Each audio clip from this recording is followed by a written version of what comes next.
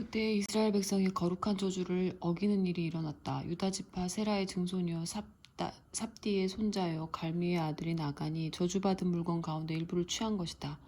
하나님께서 이스라엘 백성에게 진노하셨다.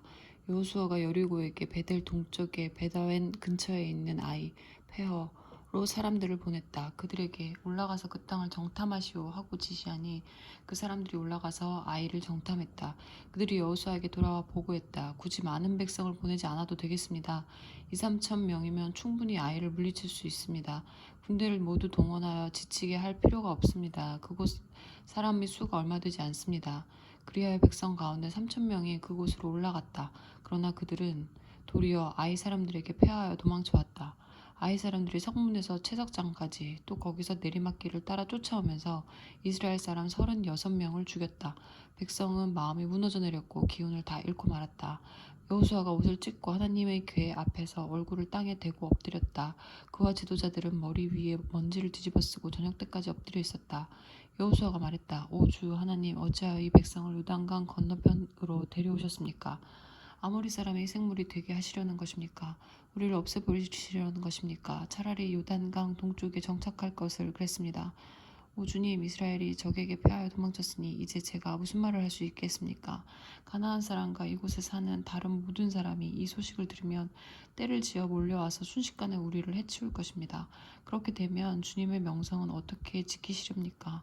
하나님께서 여호수아에게 말씀하셨다. 일어나거라. 어찌하여 엎드려 있느냐? 이스라엘이 죄를 지었다. 그들이 내가 지키라고 명령한 언약을 어기고 내가 금지한 전리품을 취했다. 또한 그것을 훔치고서 자기가 한 짓을 은폐하려고 그 훔친 것을 자기네 살림과 함께 감추어 두었다. 이스라엘 백성은 더 이상 원수를 똑바로 쳐다볼 수 없게 되었다.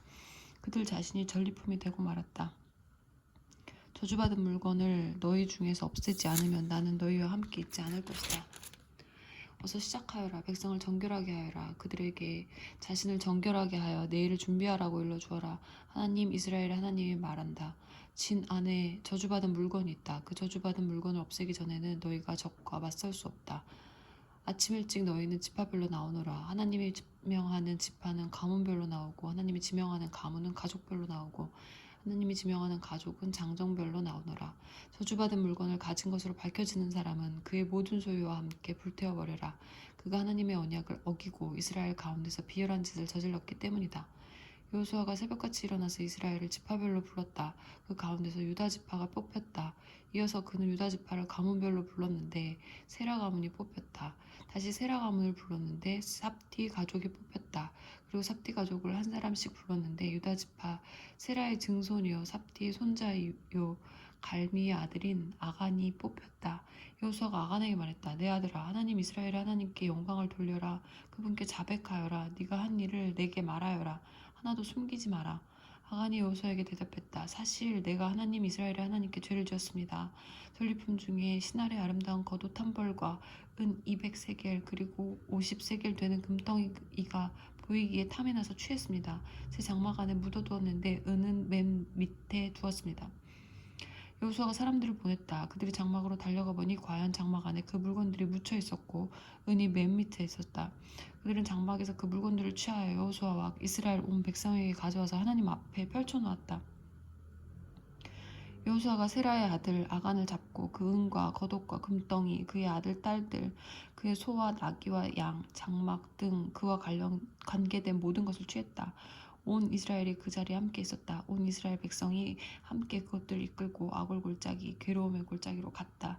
여호수아가 말했다. 어찌하여 내가 우리를 괴롭게 하였느냐? 하나님께서 오늘 너를 괴롭게 하실 것이다. 그러자 온 이스라엘이 그를 돌로 쳐서 죽였다. 그를 불태우고 돌로 친 것이다. 그들은 그 위에 큰 돌무더기를 쌓았는데 그것이 오늘날까지 그대로 남아있다. 그제야 하나님께서 맹렬한 진노를 거두셨다. 그래서 오늘날까지 그곳을 괴로움의 골짜기라고 부른다. 하나님께서 여호수아에게 말씀하셨다. 겁내지 마라. 머뭇거리지도 마라. 너희 모든 군사를 이끌고 다시 아이로 가거라. 내가 아이 왕과 그 백성과 성읍과 땅을 다 내게 넘겨주었다. 여리고와 그 왕에게 한 것처럼 아이와 그 왕에게도 행하여라. 이번에는 재물과 가축을 너희 마음껏 전리품으로 취해도 좋다. 성 뒤쪽의 군사들을 매복시켜라.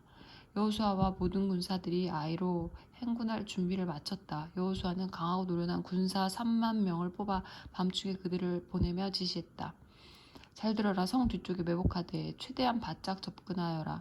깨어있어라. 나와 내 군대는 성 정면으로 다가갈 것이다. 그들이 전처럼 우리를 맞서러 나오면 우리는 돌아서서 도망칠 것이다. 그들은 성을 남겨두고 우리를 뒤쫓아 올 것이다. 우리가 멀찍이 달아나면 그들은 지난번처럼 저들이 도망친다 하고 말할 것이다. 너희는 이것을 신호삼아 매복지에서 뛰쳐나와 성을 점령하여라. 하나님 너희 하나님께서 그 성을 손쉽게 너희에게 넘겨주실 것이다. 일단 성을 차지하고 나서는 불살라버려라. 하나님께서 말씀하시니 너희는 그 말씀대로 행하여라. 시작하여라. 내가 너희에게 명령을 내렸다. 여호수아가 그들을 보냈다. 그들은 아이 서쪽 베델과 아이 사이에 매복하고 기다렸다. 여호수아는 백성과 함께 그날 밤을 보냈다. 여호수아가 아침 일찍 일어나 군대를 소집했다. 그는 이스라엘의 지도자들과 함께 군대를 이끌고 아이로 향했다. 아이 성이 보이는 곳까지 전군이 곧장 행진에 올라가서 아이 북쪽에 진을 쳤다. 그들과 아이 사이에는 골짜기가 있었다. 그는 군사 5,000명 정도를 떼어서 성의 서쪽 베델과 아이 사이에 매복시켰다. 주력 부대는 성 북쪽에, 매복 부대는 성 서쪽에 두어 병력 배치를 마쳤다. 여호수아는 골짜기에서 그날 밤을 보냈다. 아이 왕이 이 모든 것을 보았고 그 성의 사람들은 한시도 지체하지 않았다. 왕은 이스라엘과 맞서 싸우려고 아라바로 가는 길목 벌판으로 군대를 거느리고 새벽같이 나왔다. 성 뒤쪽에 자신들을 칠 매복 부대가 있다는 것을 왕은 알지 못했다. 여호수아와 온 이스라엘 군대는 쫓기는 척하며 광야 쪽으로 도망쳤다. 성 안에 있던 사람들 모두가 명령대로 그들의 뒤를 쫓았다. 그들은 여호수아를 쫓아 성을 멀리 벗어나 버렸다. 이스라엘을 쫓지 않고 아이나 베델에 남아 있는 사람은 한 명도 없었다. 그들이 이스라엘을 뒤쫓는 동안 성은 무방비 상태로 비어 있었다. 그때 하나님께서 여호수아에게 말씀하셨다. 내 손에 든 단창을 아이를 향해 뻗어라. 내가 그 성을 내게 넘겨주겠다. 여호수아는 손에 든 단창을 아이를 향해 뻗었다. 그것을 신호로 해서 매복해 있던 군사들이 뛰쳐나와 성으로 달려가서 성을 점령하고 재빨리 불을 질렀다. 아이 사람들이 뒤를 돌아보니 성에서 연기가 추솟고 있었다. 그들은 자신들이 벗어날 수 없는 덫에 걸렸음을 알았다. 광야 쪽으로도 도망치던 이스라엘 군대가 뒤로 돌아섰다. 매복 부대가 성을 점령하여 성에서 연기가 치솟는 것을 보고는 여호수아와 온 이스라엘이 돌아서서 아이 사람들을 공격했다. 그때 매복 군사들도 성에서 쏟아져 나왔다. 양쪽에 이스라엘 사람들을 두고 사이에 아이 사람들이 낀 형국이었다. 어마어마한 사륙이 벌어졌다. 아이 왕 외에는 단 한 사람도 살아남지 못했다. 그들은 왕을 생포하여 여호수아에게 데려갔다. 이스라엘은 자신들을 뒤쫓던 아이 사람들을 벌판과 광야에서 모두 죽였다. 이스라엘 사람들은 전투를 마치고 아이로 돌아와 성을 완전히 폐허로 만들었다. 그날 죽은 사람은 남녀 합해서 12,000명으로 아이 사람 전부였다. 아이와 그 모든 백성에 대한 거룩한 진멸이 마무리될 때까지 여호수아는 단창을 뻗어든 손을 내리지 않았다.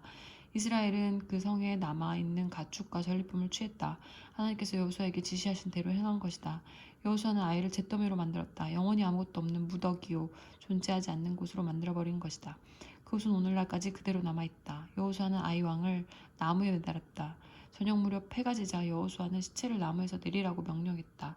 사람들이 시체를 성 입구에 버리고 그 위에 돌무더기를 높이 쌓았다. 그곳도 오늘날까지 그대로 남아있다. 이 일 후에 여호수아가 에벨산에서 이스라엘의 하나님께 제단을 쌓았다. 그는 하나님의 종 모세가 이스라엘 백성에게 내린 지시를 따라 모세의 계시 책에 기록된 대로 제단을 쌓았다. 쇠 연장으로 깎거나 다듬지 않은 돌로 쌓은 제단이었다. 그들은 그 위에 범죄와 화목제를 하나님께 드렸다. 또한 여호수아는 이스라엘 백성이 지켜보는 앞에서 모세의 계시를 돌에 새겨 넣었다. 온 이스라엘이 외국인과 본국인 할 것 없이 장로와 관리, 재판관들과 함께 하나님의 언약궤를 맨 레위 제사장들을 사이에 두고 마주하여 궤의 양편에 섰다. 전에 하나님의 종 모세가 명령한 대로 이스라엘 백성을 축복하기 위해 백성이 절반은 그리심산을 등지고 서고 절반은 에벨산을 등지고 섰다. 그 후에 여호수아는 계시에 기록된 모든 것, 축복과 저주, 계시의 책에 있는 모든 말씀을 낭독했다. 모세가 명령한 모든 것 가운데서 여호수아가 온 회중, 남자와 여자와 아이들, 그리고 그들과 여정을 함께한 외국인들에게 낭독해 주지 않은 말씀은 하나도 없었다.